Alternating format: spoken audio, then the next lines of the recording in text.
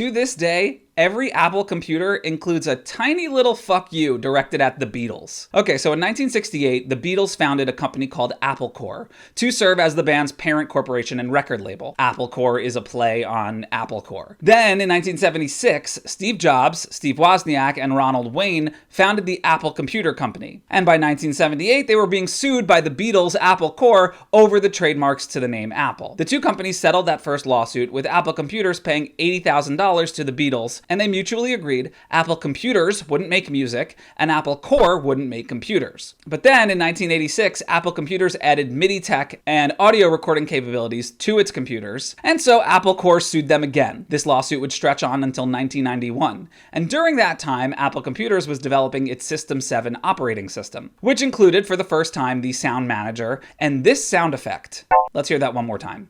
Its sound designer, Jim Reeks, wanted to call it Chime, but Apple Computer's legal department was being really cautious about not angering the Beatles further. So it told Jim Reeks the sound could not be called anything even remotely musical. So he came up with an alternative. He wanted to call the sound effect Let It Beep. His coworkers thought that was funny, but he didn't think he would get away with it. So instead, he named the sound Sosumi. S-O-S-U-M-I.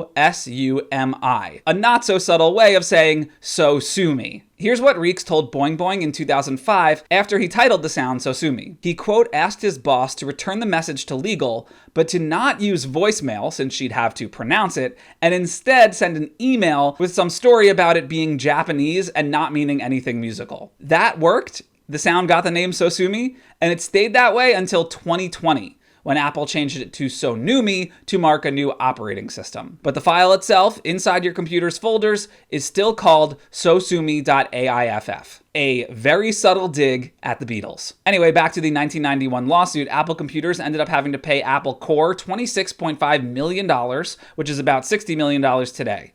Apple Corps got to keep the Apple name on music releases, and Apple Inc. got the right to reproduce and play music on its devices, but it agreed not to release physical music materials. Apple Corps would then sue Apple Computers again in the 2000s over the iTunes Music Store, but the Beatles lost that time. In 2007, Apple Inc. reportedly paid Apple Corps $500 million for all Apple trademarks, but the tech company allowed the Beatles record label to keep using the name via a licensing agreement.